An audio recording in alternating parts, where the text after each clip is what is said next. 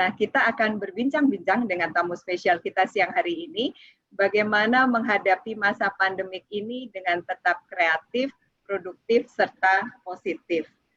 Beliau merupakan pembicara dan trainer di bidang sales, motivasi, leadership, management, customer service, team building, dan public speaking. Beliau telah memberikan inspirasi di New Delhi, Mumbai, South Africa, South Korea, Thailand, Malaysia, Ukraina, Rusia, dan yang lain-lain. Lebih dari 3.000 perusahaan, baik nasional dan multinasional, dan lebih dari 1 juta orang yang telah mendapatkan motivasi dan inspirasi dari beliau. Melatih lebih dari 150.000 remaja selama 15 tahun terakhir dalam program James Squeeze Dream Achievers, lebih dari 26 tahun pengalaman beliau sebagai pembicara seminar, baik di dalam maupun di luar negeri. Buku-buku dan CD audio bestseller beliau telah menginspirasi jutaan pembaca dan pendengarnya. Beliau juga seorang narasumber di Radio Smart FM, 95.9 FM setiap Selasa pukul 7 sampai 8 waktu Indonesia bagian Barat selama 13 tahun. Wow. Pak James Yes, adalah Indonesia's favorit trainer dan seminar speaker, Mr. James Squeeze. Halo, finally, ini orang paling sibuk di dunia. Jadi benar-benar susah banget, tetapi hari ini kita senang karena Bapak bisa bergabung bersama kami. Saya senang banget, terutama karena khususnya hari ini 25 Juli 2020, Aswata bangga kita sudah 56 tahun melayani Indonesia. Dan sebelum kita mulai, ada hadir bersama kita Ibu Ratnawati, Pak. Wow, Ibu Ratnawati. Marketing dan Sales Corporate Director Aswata berkenan untuk menyapa kita semua. Silakan Ibu. Selamat siang, nasabah dan mitra Aswata, serta permisa yang setia meramaikan acara webinar series 56 tahun Aswata. Puji syukur kepada Tuhan, kita semua diberi sehat selalu. Hari ini adalah hari yang berbahagia bagi kami, manajemen Aswata dan segenap karyawan, karena hari ini tepat ulang tahun ke-56 Aswata, yaitu pada tanggal 25 Juli 2020. Di hari ulang tahun Aswata ini kita mendapat kehormatan dari Bapak James Squeeze yang akan memberikan sharing mengenai how to be creative, productive, positive during the pandemic COVID-19. Terima kasih Pak James Squeeze yang sudah mau bersedia meramaikan acara ulang tahun Aswata dengan sharingnya. Pada kesempatan yang baik ini, saya mengucapkan terima kasih kepada para nasabah, para mitra Aswata yang telah mendukung, yang telah memberikan kepercayaan selama ini kepada Aswata, sehingga Aswata bisa terus kokoh berdiri dalam melayani nasabah di seluruh Indonesia. Besar harapan saya, semoga ulang tahun Aswata yang sudah mencapai usia panjang dapat memberi inspirasi kepada kita semua untuk tetap semangat berkarya dan bangga melayani Indonesia. Sukses dan terus berjaya untuk kita semua. Oke, terima kasih Bu Ratna. Terima kasih atas Ibu sudah bergabung juga bersama kami ya. Ulang tahun adalah saat yang tepat untuk kita menghitung bertambahnya jumlah teman. Kalau kata orang bijak, jangan hitung dari jumlah usia, tapi kita harus hitung dari jumlah relasinya.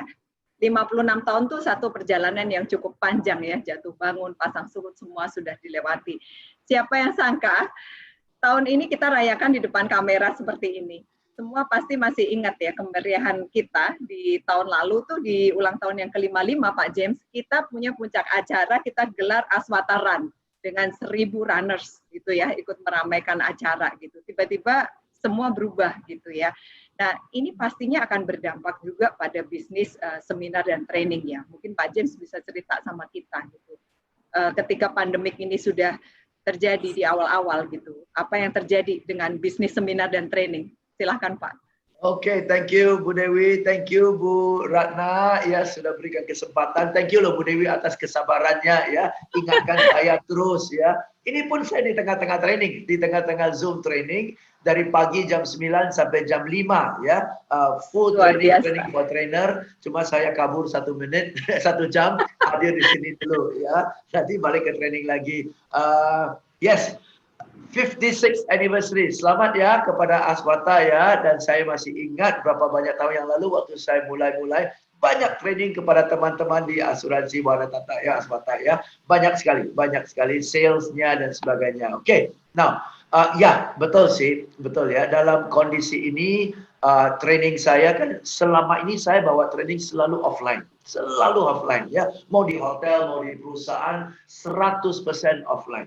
Oke, tiba-tiba dengan pandemik ini semua harus work from home. Seminar saya dari Maret sampai Juni batal semua. Setiap seminar batal, uang yang sudah disetor pun refund. Ya, sebagian yang bilang udah Pak James nggak usah refund, nah simpan dulu nanti kalau sudah selesai kita lanjut. Mereka nggak sadar bahwa bakalan selama ini. Ya, tapi dari awal-awal Maret, pertengahan Maret, waktu sudah ada tanda-tanda ini, saya nonton juga YouTube pidato dari Perdana Menteri Singapura, Mr. Lee Hsien Loong ya, dan di Maret aja dia sudah bilang siap-siap ini secepat-cepatnya Desember. Siap-siap secepat-cepatnya Desember, oke? Maka sejak Maret saya sudah siap mental bahwa bakalan tidak mungkin, jangan mimpi akan ada seminar di hotel sebelum Desember. Nah, kalau jadi siap mental ya, siap mental dulu gitu ya. Iya, jadi siap mental sebelum Desember. Jadi, nah kalau batal training 1-2 bulan masih bisa survive lah ya. Tapi kalau dari Maret sampai Desember batal semua, kita mau makan apa, betul ya? Kita juga perlu income, jujur perlu income juga kan. Jadi mau nggak mau harus switch, mau nggak mau harus switch. Kita lihatlah apa yang memungkinkan. Ya, bincang-bincang sama teman-teman. Ada teman yang nasihatkan saya, Pak James, pakai Zoom aja. Nah, ini teman-teman saya mau kasih tahu, teman-teman yang hadir hari ini. Teman saya bulan Maret bilang kepada saya, Pak James pakai Zoom aja. Bulan Maret, jujur saya ngaku kepada Anda, bulan Maret Zoom itu benda apa saya belum pernah dengar. Boro-boro pakai. Apa itu belum pernah saya dengar. Jadi dia bilang, pakai Zoom aja Pak, saya sering pakai kok. Atau kalau Bapak nggak nyaman dengan Zoom, pakai Google Meet aja. Atau Google Hangout juga bisa. Saya malu, tiga ucapan itu saya belum pernah dengar. Okay, so ini adalah adaptasi yang cepat banget gitu ya. Jadi Bapak langsung belum pernah dengar, langsung bikin semuanya di Zoom. Ya, jadi Zoom ya. Oke, lu demo kasih gue lihat deh. Oh begini ya, kayaknya bisa deh, kayaknya bisa. Belum pernah ya. Terus saya sambil itu saya langsung switch modul saya, semua saya buat menjadi Zoom online. Dari seminar sehari menjadi sesi 2 jam, ya 2 hari ya. Dari fee 1,5 juta saya pangkas jadi 399.000. Nanti saya kasih tahu penjelasannya ya. Dan setelah itu saya langsung buat brosur untuk 10 topik Zoom.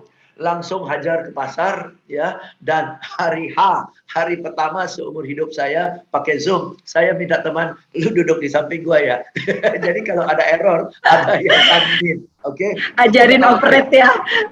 Ada yang operate, saya operate, tapi kalau ada utak-atik dia duduk samping saya. Itu pertama kali Zoom. Dan sejak itu sampai hari ini puji Tuhan sudah 4 bulan ya, dari Maret sampai sekarang. Ini acara Zoom yang ke-200 sekian. Total sudah 28.000 orang ikut training Zoom kita. Wow. So moral of the story is mau nggak mau harus change. Mau nggak mau harus change. Betul. Ya. Aku masih ingat banget tuh training pertama Pak James tahun 99. Waktu itu saya ikut join training customer service. Jadi saya dikirim sama company saya, itu sebuah perusahaan pembiayaan asing gitu ya. Kirim saya ke training customer service. Pulang dari situ, saya langsung change profesi dari customer service jam ke sales marketing karena terlalu bersemangat. Yes, itu awalnya loh, itu awalnya. Wow. Karena training itu luar biasa ya buat saya, sehingga saya bilang sama bos saya kayaknya akan lebih oke nih kalau saya terjun di sales marketing gitu. Itu berawal dari training itu. Wow. Nah, 10 tahun kemudian saya ada pimpin satu tim sales marketing gitu ya.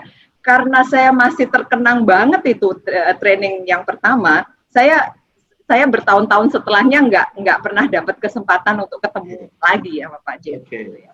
Nah terus ini satu tim sales yang kurang lebih sekitar 10-12 orang gitu, yang tiap minggu saya harus kasih coach, kasih motivasi gitu kan ya. Suatu hari saya undang mereka, saya tulis, kita akan mendengarkan seminar James Quick gitu.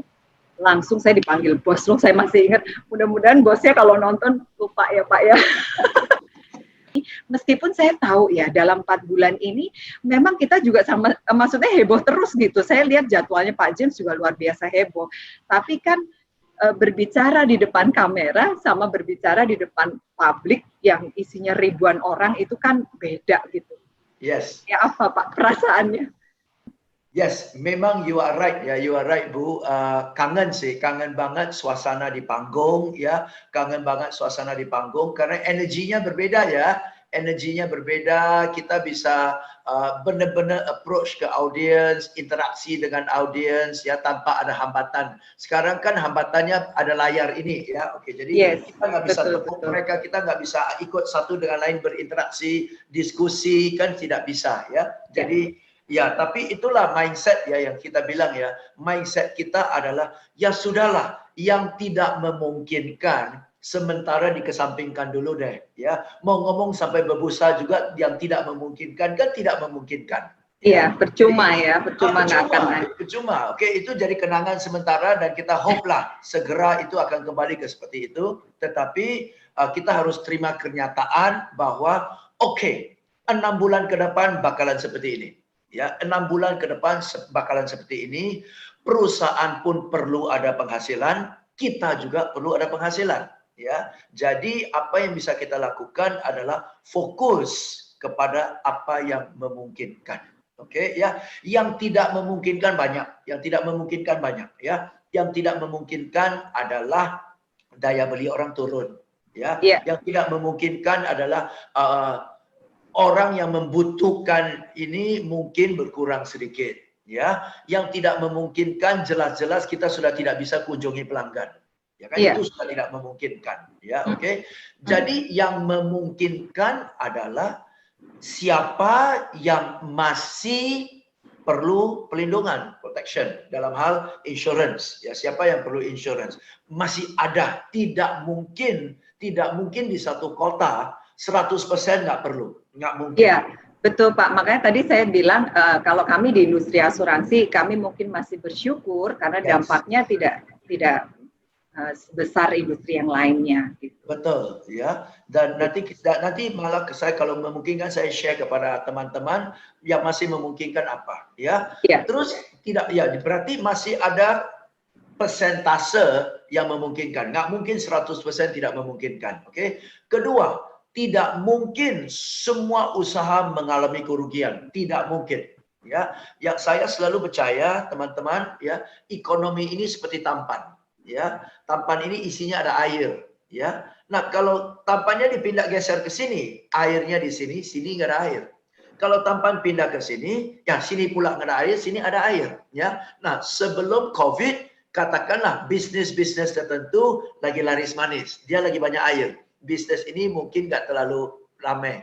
Tapi oleh karena COVID, tampan ini sudah dipindahkan ke sini, sehingga orang yang dulu kita anggap punya duit, sekarang lagi susah. Orang yang dulu nggak ada duit, sekarang lagi kebanjiran order. Betul kan ya? Jadi, uang tidak kemana-mana. Uang hanya pindah tangan.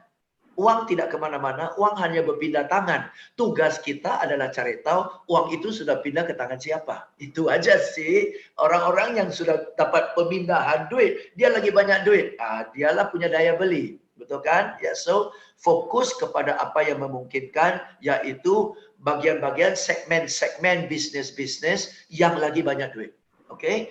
Ketiga, adalah kita sudah sadar bahwa orang tidak mau terima kunjungan kita. Maka kita harus mengunjungi dia lewat WhatsApp, mengunjungi dia lewat telepon, mengunjungi dia lewat video call, dan mengunjungi dia lewat Zoom. betul, masih ada 4 jurus untuk Anda jangkau dia.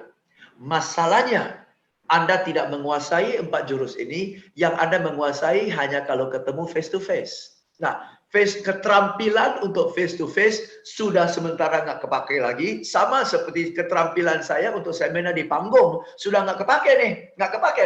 Lu bisa lompat-lompat kayak ke panggung kayak seperti apa juga percuma, kita lagi duduk nih. Betul ya? Jadi saya harus belajar keterampilan baru, bagaimana tetap kelihatan exciting, kelihatan energik dalam kondisi duduk. Di mana saya nggak bisa lihat orang, saya lihat satu titik kamera doang, tetap bisa gitu. Nah, Anda pun sama.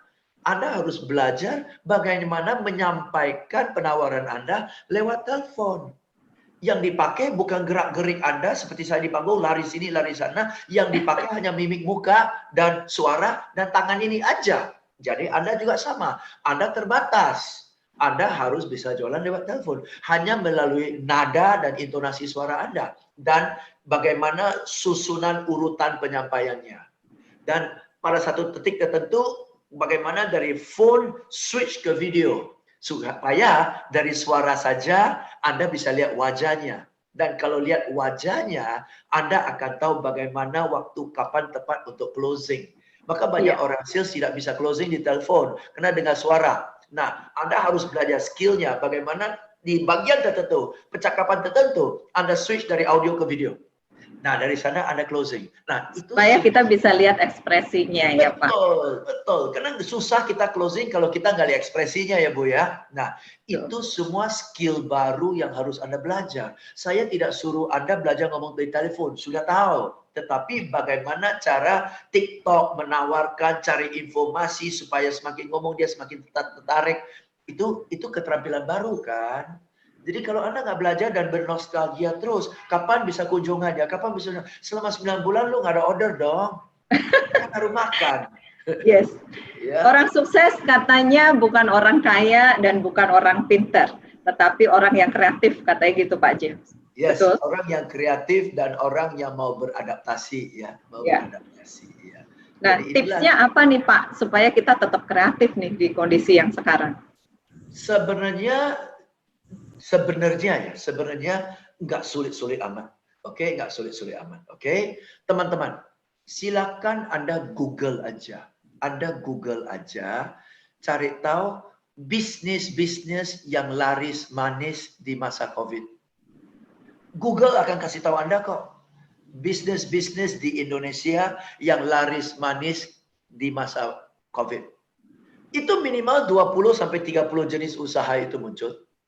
Dan di setiap kota, setiap jenis usaha itu jelek-jelek ada 20-30 PT kan ya. Setiap jenis usaha.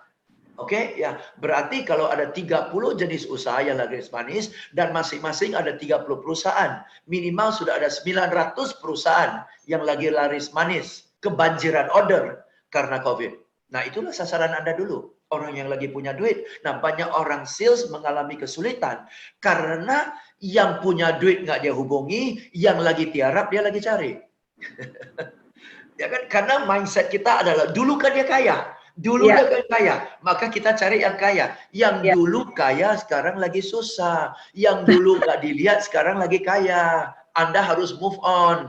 Anda harus switch. Oke, jadi banyak orang sales nggak sadar masih kekeh mau cari orang kaya dulu. Ya, nanti habis COVID dia akan kaya lagi, tapi sementara dia lagi surut. Artinya kita harus membaca situasi ini, kemudian kita akan melihat market-market mana yang memang kita masih bisa tuju. Kurang lebih. Betul. Jadi satu adalah secara pinter, nggak usah pinter-pinter amat, aja Google aja kok perusahaannya ketemu, dan dari Google-nya Anda cari nama PT-PT yang bergerak di bidang ini, dan PT-PT itu Anda cari nomor teleponnya, dari nomor teleponnya seperti biasalah cari tahu kontak number-nya decision maker, baru masuk kan, kurang lebih seperti itu kan.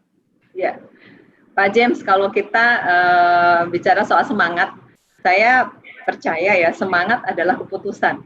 Kita kan nggak mungkin nungguin orang lain semangatin kita baru kita semangat ya kan, gitu ya. So tipsnya apa ya supaya semangat diri ini tetap terjaga dan menjadi keputusan yang konsisten dari waktu ke waktu? Oke. semangat itu bisa dibagi menjadi semangat untuk apa ya? Oke ya. Buat saya dalam kondisi ini, di mana kita anggap ajalah udah jalan buntu, betul ya? Kalau kita sudah jalan ke jalan buntu dan kita berdiri di jalan buntu itu dan menghadap tembok melulu, itu depresi banget loh, betul kan ya?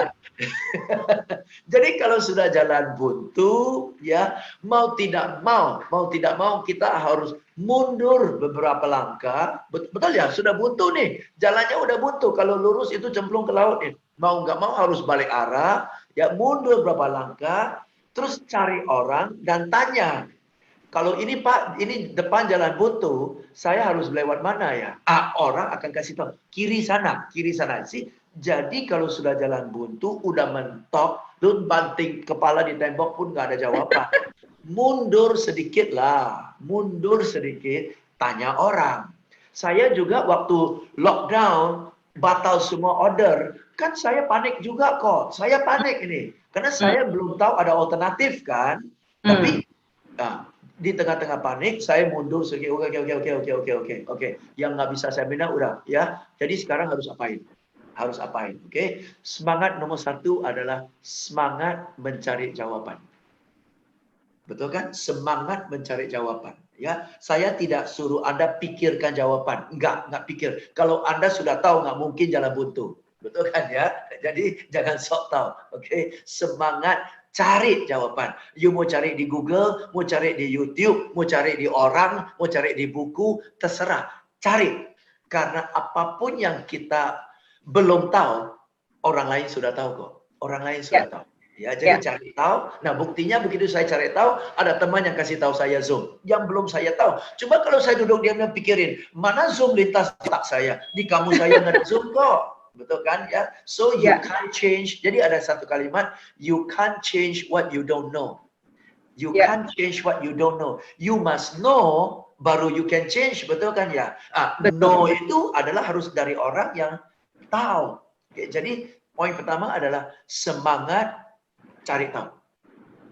Begitu sudah cari tahu, semangat mencoba. Semangat mencoba. Waktu saya jalankan Zoom, saya juga nggak tahu ini responsnya bakalan seperti apa. Betul kan ya? Jadi awalnya coba-coba dulu gitu ya Pak ya? Coba. Betul, silakan Bu, silakan. Ya, coba-coba. Kalau berhasil, lanjut. Kalau tidak berhasil, mundur lagi, tanya lagi, cari lagi kan ya. Semangat seperti itu. Semangat mencoba. Kalau berhasil, semangat lanjut, ya lanjutkan. Kalau tidak berhasil, semangat cari lagi. Pak James, yang dari coba-coba boleh di-share buat inspirasi aja. Hasilnya kayak apa, Pak? Oke. Dan dari coba-coba kan 10 topik yang saya gelar. Ya, saya juga nggak tahu mana yang akan dapat tanggapan bagus ya, atau malah 10 nggak bagus karena orang dalam kondisi gitu memang nggak ada mood mau belajar atau apa. Saya juga nggak tahu. Yang penting saya gelar 10 topik. Saya gelar 10 topik. Nah, karena saya gelar 10 topik, ibaratnya saya lepas 10 umpan. Lebih besar kemungkinan ada orang yang gigit dong. Tapi kalau saya lepas satu topik aja, berhasil syukur, nggak berhasil kan udah kosong lagi. Jadi saya lepas 10 aja, ibaratnya saya jalan lah. Ya, apa yang dapat, nggak dapat ya sudah, nggak apa-apa. Ternyata saya lepas 10 topik, responsnya ada yang di luar dugaan 150. Saya targetkan setiap topik 100. Ya, saya ragu-ragu. Itu semua achieve target 100 itu Pak? Enggak, jujur enggak. Ya, ada yang 100, ada yang 130, ada yang 80-an, ada yang 70-an, ada yang 50-an, ada yang 180. Jadi bervariasi, ya bervariasi. Tapi kalau pukul rata antara semua topik adalah rata-rata satu topik 85 orang lah, average ya, which is already good. Walaupun di bawah target saya 100, tetapi 85 kali 10 lumayan kok. Ya. Nah, dari sana baru kita sortir. Kayaknya topik-topik kayak gini berat deh. Kayaknya topik-topik kayak gini cocok. Ya, berkaitan dengan topik ini. Bisa kembangin topik-topik yang arah-arah kayak gini apa sih? Nah, baru kita tahu kan. Jadi dari 10 yang kita gelar juga, ada yang gagal, ya sudah gagal nggak apa-apa. Yang sukses, yuk kita ikut arah suksesnya. Kembangin ke arah suksesnya. Ya, itu semangatnya kan ya, semangat untuk bertualang, semangat untuk coba, semangat untuk terima bahwa bukan semua yang kita kerjakan semua akan berhasil. Itu kenyataan kok. Ya. Coba aja. Ya. Berarti dari offline ke online ini dalam waktu singkat kan Pak James juga termasuk salah satu yang cepat ya switch gitu ya kan, dari iya kan cepat gitu, tiba-tiba udah ada banyak iklannya, kemudian banyak IG live gitu kan, maksudnya termasuk cepat beradaptasinya gitu. Yes. Memang pandemik ini kan mendorong percepatan digitalisasi gitu ya Pak ya, hampir di semua sumber bisnis gitu, termasuk yang Pak James lakukan. Yes. Nah sebenarnya bukan karena sudah tahu akan ada pandemik, Aswata dalam beberapa tahun terakhir ini memang sudah menyiapkan distribusi digital Pak. Jadi gagasan-gagasan digital ini bahkan sebelum pandemik datang ya sudah sangat menginspirasi kami untuk memberikan layanan online bagi seluruh nasabah. Saat ini tuh Aswata ada aplikasi Sidia, itu bisa lapor klaim secara online. Kita bisa ada informasi bengkel rekanan, kita bisa ada pelaporan iklim, kita juga ada info layanan, sampai layanan direct sama emergency road assistant, itu kita semua taruh di aplikasi ini dengan fitur-fitur lain yang terus kita kembangkan ya. Dan ini kan mudah banget di-download oleh seluruh nasabah di App Store atau Google Play. Ini untuk seluruh nasabah loh Pak. Jadi nasabah perorangan, korporasi, bahkan nasabah-nasabah dari mitranya Aswata. Kayak misalnya kita punya mitra, agen, bank, broker, leasing, semua bisa manfaatin ini. Semua bisa manfaatin ini. Nah, satu lagi kita juga punya Vania. Vania singkatan dari Virtual Assistant Aswata. Ini adalah chatbot. Jadi fungsinya sama kayak customer service. Tapi zaman sekarang orang telepon-telepon gitu kan udah males. Jadi lewat WhatsApp gitu. Dia bisa kasih layanan online. Dia bisa di chat. Dia ada juga di Line, Telegram, Facebook Messenger, semuanya ada, kita sediakan fiturnya. Wow. Betul. Jadi nanti dia akan bantu untuk kasih promo, informasi apapun, termasuk informasi jaringan kantor. Kalau kita bicara kantor ya Pak James ya, dari layanan digital yang kita kasih, kantor kita kan juga masih banyak ini di seluruh Indonesia. Ya, kita dalam pandemik ini kita ada ini Pak, shifting gitu ya, ada shifting 50%. Jadi 50% kita di rumah, 50% kita di kantor gitu ya. Nah, sebenarnya terkait sinergi dan adaptasi perusahaan dan karyawan, saya pengen tahu sih kira-kira tips yang terbaik apa ya dari dua sisi Pak, supaya ini sama-sama positif, supaya sinerginya nanti positif dari sisi perusahaan maupun dari sisi karyawan. Jadi karena kita sekarang ini nggak semuanya full, kan kita juga masih takut-takut ya, meskipun kondisinya sekarang udah rame, tapi justru rame kita takut juga. Separuh masih di rumah, separuh masih di kantor, itu gantian gitu, shifting tim gitu, kurang lebih seperti itu. Nah, sebenarnya working from home ya, konsep working from home itu sudah saya pernah bawa seminarnya tentang working from home di tahun 1996. 1996 saya sudah bahas the office of the future ya, dan office of the future itu dengan pengembangan teknologi kita sudah bisa work from home, dan benefit of working from home adalah sambil kita kerja kita bisa urus anak, betul kan, dan sebagainya. Jadi banyak benefitnya ya, dan sambil kita yang paling benefit yang paling besar adalah kita ini tidak perlu terjebak macet pagi sampai malam. Buang waktu mondar-mandir dari rumah ke kantor, kantor balik rumah, buang 3 jam. Ya, 3 jam itu bukan hanya buang waktu tapi sangat melelahkan. Ya, oke. Nah, dengan working from home ada benefit seperti itu, ya. Cuma karena working from home adalah satu bentuk yang baru, kita harus bisa ketemu bentuk kerjanya, ya, format kerjanya, sistem kerjanya, ritme kerjanya, sehingga jangan gara-gara work from home relatif bebas, produktivitas turun. Itu saja, oke. Jadi kita dengan work from home kita sudah dapat praktis tanpa harus apa-apa. Setiap hari bonus 4 jam, 3 jam tidak perlu di jalan. Jalan, kita tidak perlu tua di jalan. Ya kan? 1 jam nggak perlu keluar makan. Betul kan ya? Iya. Jadi dengan work from home, bonus kita sudah dapat 4 jam. Masa sudah dapat 4 jam bonus, jam kerja masih mau curangin. Itu aja kita tanya, betul ya? Ya, betul, betul. You sudah dapat 4 jam bonus loh. Dan gaji tetap jalan loh. Kok masih mau curangin waktu perusahaan? Itu aja mindsetnya dulu. Ya. Oke, ya. Bahwa sambil kerja, sekali-sekali kita ke dapur colek makanan, oke lah. Sekali-sekali kita ke kulkas ambil makanan, oke lah. Sekali-sekali kita mampir ke rumah Anda, kamar anak kita, elus-elus rambutnya, ya, tepuk pundaknya, terus balik ke kerja, boleh. Tapi janganlah curi setengah jam kerja ngorok. Betul ya? Curi Ya. jam 1 jam kowe sepeda. Kan itu kan curang, itu curang. Oke, ya. Jadi satu pengertian, satu pemahaman, dan satu tekad lah, komitmen kepada diri sendiri bahwa 9 to 5 memang jam kantor. 9 to 5 memang jam kantor. Ya, jalan ke dapur sedikit-sedikit nggak apa-apa. Tapi jangan sampai 9 to 5 itu lu curi 45 menit tidur, itu udah nggak etis. Oke, ya. Dan orang-orang yang tidak etis dan tidak jujur sama diri sendiri sulit maju. Sulit maju.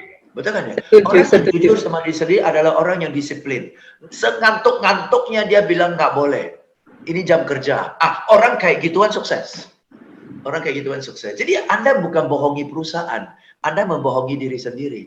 Dan ya, itu komitmen ya Pak ya. Betul, komitmen. Kalau lu nggak bisa komit ke diri sendiri, lu mau komit ke siapa lagi? Kalau hal yang sederhana, menyangkal, mengantuk aja lu nggak sanggup. Bagaimana you mau lawan atas kondisi pasar yang sulit? You gimana mau fight? You nggak kuat terhadap diri sendiri loh. Betul kan? Oke. Itu poinnya. Jadi bukan bohongi perusahaan, you bohongi diri. Satu. Kedua, anak Anda lihat loh, Papa jam kerja tidur. Ayo, malu ya. Lihat loh, Papa jam kerja tidur. Nah, kalau you sudah kasih contoh Papa jam kerja tidur, you gimana punya hak moral bilang kepada dia, belajar jangan diranjang. You gimana ada hak moral tegur anak saya sendiri, belajar jangan diranjang. Dia jawab, mending saya diranjang baca, Papa jam kerja tidur. Aduh. Nah, loh. You nggak punya hak moral.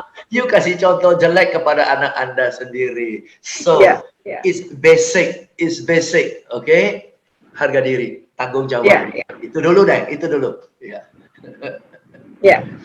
Pak James, di ulang tahun ke-56 ini, tipsnya apa ya supaya kita tetap tumbuh dan tetap menjadi lebih baik di industri? Yes. Thank you very much ya. Saya sudah dikasih kesempatan ya. To me it's such an honor ya. On your 56th anniversary saya hadir ya. Oke. Ya, of course. Tadi Ibu sudah kasih saya lihat ya apps-nya Sidia, apps-nya Vania ya. Itu sudah menunjukkan bahwa Aswata progresif ya. Aswata sudah selalu satu langkah di lebih cepat dan di depan keadaan. Ya, satu langkah di depan keadaan. Oke. Nah, yang saya lihat, bukan lihatlah, saya bayangkan ya, di pusat sudah begitu progresif lihatnya. Kantor pusat sudah begitu progresif sampai investasi waktu ya untuk mengembangkan 2 apps ini ya. Biaya itu signifikan banget itu. Biaya signifikan banget itu ya. Oke, biaya signifikan. Untuk apps itu ya merem-merem 1 miliar adalah. Oke, merem-merem 1 miliar ada. Maybe more, I don't know. Tapi merem-merem 1 miliar ada. Oke, investasi 1 miliar itu ya. Jadi tekad sudah ada, komitmen manajemen sudah ada dalam hal turunkan dana, komitmen manajemen sudah ada dalam hal tuntaskan sampai pakai program ini jalan. Berarti manajemen sudah menunjukkan contoh. Saya khawatirnya ini apps-nya begitu bagus, tetapi orang sales masih belum mensosialisasikan ini kepada nasabah. Betul? Ya. Ya, jadi kembali ke orangnya ya, kembali ke. Jangan sampai 70% nasabah Aswata tidak sadar ada apps ini. tidak sadar. Ya. Sehingga sia-sia ini. Seolah-olah kita adalah perusahaan yang ketinggalan. Nanti jangan-jangan sampai nasabah Anda dengar dan lihat apps lain dari kompetitor yang barusan jadi dan dia anggap kompetitor Anda lebih maju. Padahal Anda punya... Padahal udah ada. Itu ironisnya. Oke, jadi orang sales, orang non-sales selalu harus mensosialisasikan. Pak, ada apps ini, pakai aja apps ini, Pak. Daripada telepon capek-capek, ya, nomor yang Anda telepon sedang sibuk, capek, gerah, Pak. Pakai apps ini aja, apps ini. Bahwa 20% sampai 30% nasabah kita gaptek, ya sudah, nggak apa-apa. Ya, ada yang gaptek nggak apa-apa. Tapi yang tidak gaptek, utamakanlah 80% sudah lari ke apps. Barulah sesuatu yang baru itu bisa hidup. Kalau nggak mati suri, mati suri. Itu pesan saya. Jadi manajemen sudah punya mindset yang progresif. Seluruh populasi Aswata pun harus ikut mindset yang progresif itu. Kalau nggak kan nggak nyambung. Itu maksud saya. Ya, jadi kalau teman-teman ikut seritme dengan manajemen, pola pikir manajemen, nah ini akan jalan kapal ini dayung bareng. Pasti lebih cepat. Pasti lebih cepat. Oke. So kita harapkan di 56 tahun ini kita bisa jalan dayung bareng sih Pak James, kurang lebih seperti itu. Kita juga ada ini nih Pak, 56 tahun ini kita ada bagi-bagi hadiah loh buat nasabah. Ya, kita ada bagi-bagi GoPay sampai dengan 1 juta itu untuk 3 produk. Wow. Jadi ada produk asuransi mobil dengan manfaat ekstra itu Auto E+, kemudian ada Aswata Usaha E+, itu asuransi properti. Kemudian ini properti untuk tempat usaha ya, gitu. Jadi bisa restoran, toko, salon, apotik begitulah ya. Nah, kemudian yang terakhir tuh asuransi untuk rumah tinggal dan apartemen. Kebetulan yang usaha E+ dan yang Auto E+ tuh kita udah pernah ada webinarnya kemarin, masih bisa disaksikan sih di YouTube-nya Aswata. Kalau Bapak Ibu berminat gitu ya, teman-teman berminat bisa dilihat atau bisa dapetin informasinya di sales office Aswata di kota terdekat gitu. Nah, hadiah ini sama Pak, untuk nasabah individu bisa, nasabah korporasi bisa gitu. Bisa cek jaringan kantor kita di webnya Aswata di aswata.co.id atau bisa telepon kita juga ada tanya Aswata di 1500298 atau chat Mania bisa di 08 111 500 299. Yes. Jadi teman-teman sales, ini giveaway 1 juta ini ya sebenarnya adalah peluru buat kita sebagai orang sales. Yes, betul. Betul ya. Jadi bukan ini kan undian buat yang sudah ada. Enggak, ini peluru. Ya, peluru sehingga kita punya alasan untuk nelpon pelanggan kita. Kita ada alasan untuk nelpon pelanggan kita. Pelanggan yang masih aktif ya untuk kita bisa cross sell ya. Mungkin dia sudah punya asuransi kendaraan, tawarin dia asuransi kendaraan kedua. Rata-rata di Indonesia orang punya 2 kendaraan kok, apalagi usaha minimal ada 3 sampai 4 kendaraan ya. Walaupun dia sudah ambil asuransi kendaraan dari Aswata, belum tentu kendaraan lain itu diasuransikan loh.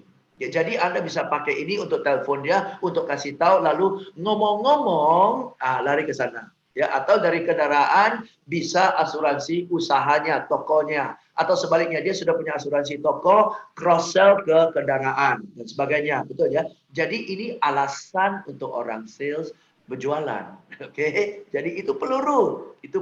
Ya. Dan juga mungkin pelanggan-pelanggan Anda yang selama ini relatif alot, Anda bisa pakai 1 juta ini untuk bel dia, kasih tahu dia lagi, dan sekaligus ajak dia lagi, ya. Dan jadi ini atau juga bisa hubungi orang-orang baru, ya, sebagai alasan. Jadi 1 juta ini alasan kuat untuk Anda telepon orang, oke? Ya, jadi ini adalah peluru lah ya Pak. Yes. Ya, jadi dimanfaatkan. Yes. Oke, Pak James, saya selalu terkenang sama satu cerita yang Bapak pernah bawain, yang ini pakai kostum juga deh kayaknya. Cerita ini ngajarin kita supaya kita nggak kejar-kejar kupu-kupu, tapi kita jadi kebunnya saja. Oh, Masih yes. ingat? Masih Yes. ingat. Pak James, share dong ke kita siang hari ini. Itu Tachi loh. Oke, teman-teman, ya, saya suka share, ya, ada dua cara untuk menangkap kupu-kupu. Ya, kupu-kupu itu ibaratnya pelanggan. Oke, cara pertama adalah kita beli butterfly net, ya, jala, ya, dan kita kejar kupu-kupu, ya, dan itu waktu kecil saya seperti itu, kejar kupu-kupu, dan ternyata kupu-kupu ini seolah-olah anggun, tapi nggak bodoh. Ya, kita mau tangkap dia, dia terbang. Kita mau tangkap dia, dia terbang. Ujung-ujung kita nanti capek kejar kupu-kupu. Oke? Cara kedua adalah saya lihat tetangga saya, rumahnya banyak kupu-kupu loh. Ternyata, dan dia nggak perlu kejar kupu-kupu, tapi kupu-kupu datang. Kenapa? Karena rumahnya, tamannya indah. Bunganya banyak.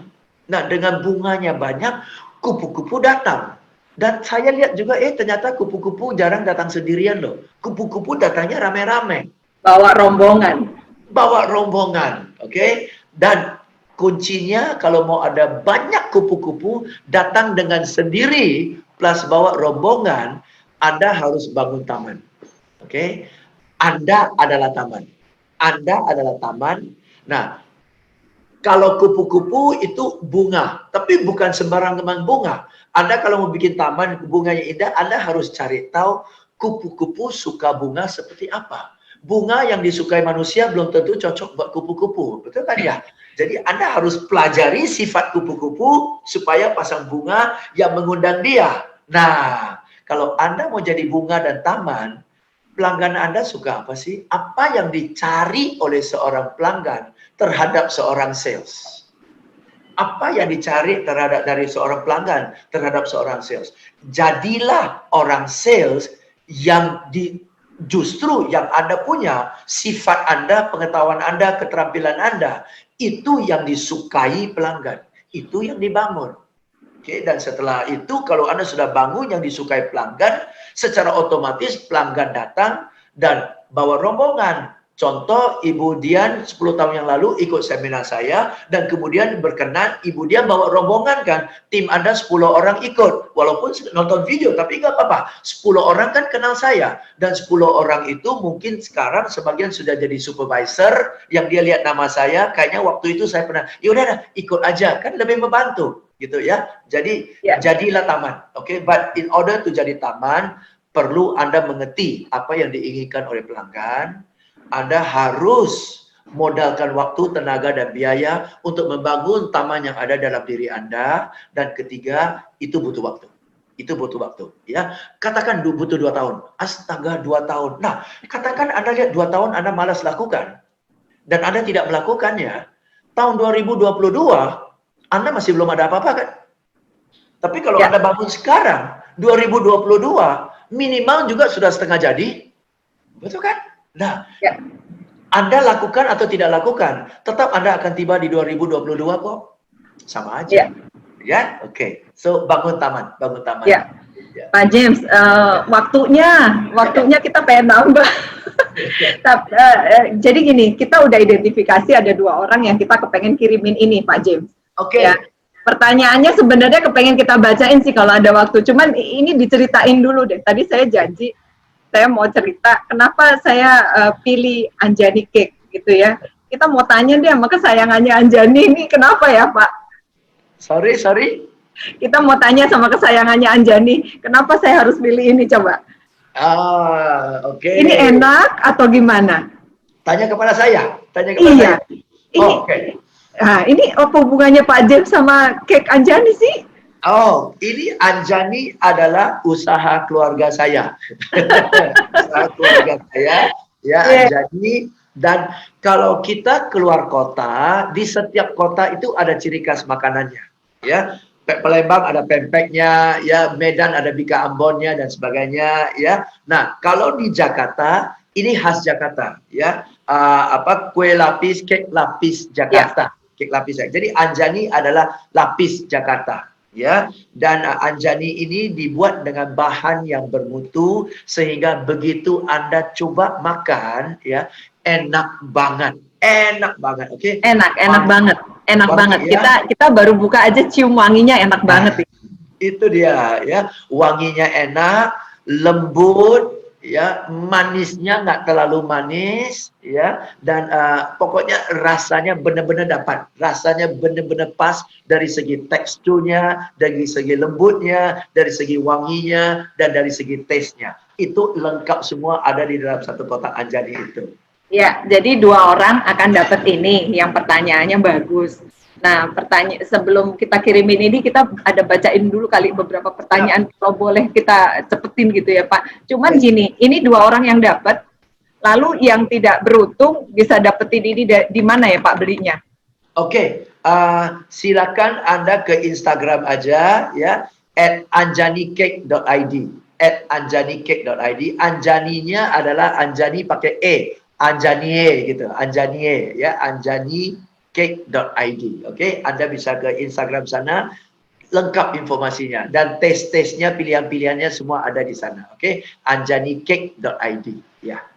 Thank you. Oke, saya bacakan. Salah satu kata mutiara yang Bapak sampaikan, jangan pasang target terhadap apa yang kita tahu, tetapi pasanglah target terhadap apa yang kita tidak tahu. Pemahamannya seperti apa ya Pak? Bagaimana memandang dan mengejar target di masa pandemi ini? Terima kasih. Oke, jangan pasang target terhadap apa yang kita tahu, pasang target terhadap apa yang kita tidak tahu. Menarik, oke? Karena yang kita sudah tahu, sudah membawa kita sampai kondisi sekarang kan? Yang sudah tahu. Nah, karena kita tahu, kita tibalah di sini. Yang buat kita belum bisa capai ke beyond-nya, lebih dari sekarang, adalah yang kita tidak tahu kan? Justru yang kita tidak tahu itulah kartu asnya. Yang kita tidak tahu itulah yang buka jalan. Betul ya? Yang kita tidak tahu itu begitu kita tahu, oh ternyata begitu. Nah, kalau begitu saya juga bisa. Itu loh, oke? Ya. Nah, jadi Anda harus cari tahu yang Anda belum tahu. Yang sudah tahu, sudah dijalankan, sudah dipraktekkan, inilah hasilnya. Jadi kalau mau ke depan lagi, Anda harus lakukan untuk yang belum tahu kan. Nah, masalahnya banyak orang tidak tahu apa yang dia belum tahu. Betul nggak? Betul? Nah, kalau kita belum tahu apa yang kita belum tahu, gimana kita cari? Justru Anda harus bincang-bincang dengan orang yang jauh lebih maju daripada Anda, supaya Anda tanya, kok kamu bisa begini? Oh, itu loh jembatan yang sedang saya cari untuk bisa nyebrang ke sana. Jadi Anda harus bincang dengan orang yang jauh lebih tahu, supaya Anda sadar, ternyata ini loh yang belum saya tahu. Baru kemudian cari tahu. Oke, menjawab ya, mudah-mudahan menjawab. Satu lagi ya Pak ya. Pak James, bagaimana cara memupuk dan memperkokoh mental seorang pemimpin dalam menghadapi segala permasalahan yang ada, dan apakah mental pemimpin sejati itu terlahir dari karakter yang kita bentuk sendiri karena pembawaan lahir? Bagaimana menurut Bapak dari Anggra Permana? Silakan Pak. Oke, itu bicara tentang pemimpin itu lahir alias bakat atau bisa dibelajar, sampai sekarang masih berdebat. Oke, berdebat ya. Karena susah kita tentukan apakah dari lahir sudah demikian atau oleh waktu dia lahir, kondisi keluarganya, kondisi di mana dia dibesarkan yang membentuk sifatnya menjadi seperti itu. Jadi masih faktor X, oke ya. Yang penting adalah begini aja lah, simple. Yang penting adalah kalau Anda sudah di posisi sebagai seorang atasan, berarti Anda sudah punya tanggung jawab. Tanggung jawab terhadap atasan Anda dan tanggung jawab terhadap bawahan Anda. Betul kan? Jadi Anda harus bertanggung jawab atas dua pihak. Sadarilah apa tanggung jawab Anda terhadap atasan, apa tanggung jawab Anda terhadap bawahan, dan wujudkan tanggung jawab itu sebaik mungkin. Itu satu. Ya, kedua, terhadap bawahan kita selalu harus jadi sumber harapan. Karena mereka dalam kondisi kebingungan, dia pasti lihat ke kita dong. Harus apa ini? Nah, kalau kita bilang terus terang, gue juga nggak tahu. Nah, mereka kan pasti ada alasan untuk tidak bergerak. Kenapa? Ibu aja nggak tahu, bapak aja nggak tahu. Itu jadi alasan buat mereka. Jadi demi supaya mereka tidak beralasan, supaya mereka tetap bergerak, Anda sedikit banyak harus tahu. Betul ya? Bahwa Jawa Solo ide Anda belum tentu berhasil. Nggak apa-apa. Yang penting tahu. Sama seperti saya, anak buah saya, Pak, COVID harus gimana nih? Kita cari makan dari mana nih? Kita coba aja ya. Kita coba Zoom ya. Berhasil nggak? Saya juga nggak tahu. Yang penting kita jalani dulu deh. Kayak gitu kan. Jadi mereka ada harapan. Pak, pasang iklan yuk Pak. Kita promo yuk Pak. Jadi teman-teman ada gerakan. Ada gerakan. Kenapa ada gerakan? Karena saya ada usulan. Jadi sebagai atasan, walaupun Anda belum tentu ada solusi, minimal Anda harus punya Minimal usul. kasih motivasi ya supaya semangat. Ya, motivasi itu dari ide. Jadi bukan duduk sama kita harus bangkit, kita harus bangkit. Oke Pak, kita sudah mau bangkit. Mau apain? Gue juga nggak tahu. Kan nggak bisa. Betul ya? Berarti semangat itu dari yuk kita lakukan ini. Yuk kita coba itu. Semangatnya adalah there is something I can try. And because there is something I can try, ada dasar untuk hope. Semangat itu dari hope sih. Kalau no hope, no semangat. Ya, hope itu dari ada sesuatu yang bisa kita coba. Moga-moga ada hasil. Itu aja sih. Pak, satu lagi Pak, pertanyaan satu lagi sebelum dari Pak Rafael Bauaman. Pak James punya judul seminar From Good to Great. Bagaimana aplikasinya untuk kondisi saat ini vs kondisi saat ini tidak good? Oke. Itu dari buku, tiba-tiba saya lupa namanya, Malcolm Gladwell ya, From Good to Great. Oke ya, dia bilang bagus itu adalah musuhnya hebat. Bagus adalah musuhnya hebat. Banyak orang tidak menjadi hebat karena dasarnya sudah bagus, sudah mencukupi, sudah nyaman, Sudah puas. Sudah puas. Maka tidak nge-push untuk jadi great. Ya, jadi kalau Anda mau jadi great, Anda jangan terlena dengan good. Itu maksudnya.